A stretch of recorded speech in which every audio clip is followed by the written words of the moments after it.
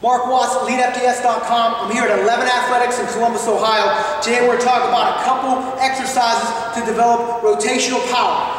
In the weight room, most exercises are done in that sagittal plane, but unfortunately on the field or the court, most of those activities are done in that frontal or transverse planes. So here's just one exercise you can do to develop that power in that transverse type plane. So with the core blaster, one thing we want to do with the rotational powers, the longer our lever arm, the more straight our arms are, the farther the distance the weight is from our center of gravity, so the harder it's going to be. And with this exercise, we're just worried about a rotation, so really what we want to do is we want to generate force through our back hip. This back hip is connected to the opposite shoulder.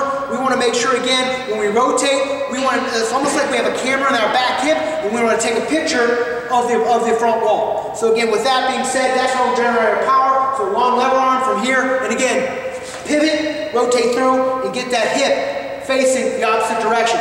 I like to do one side at a time because of hand placement, but you can alternate sides if you want to. Just whatever side you're doing, I would rather have that top hand the side you rotate toward. Pop and really bring that back hip through to generate some force and generate some power. So again, this is a good exercise to do with large groups. Again, setting up barbells in this fashion so you can generate that power in that transverse plane. Rotational power is very important for most sports you're working with. Don't worry about simulating a lacrosse shot or a baseball swing. Just worry about getting that back hip through and generating force from the hip through the shoulders, and that's what will probably translate to the field of play.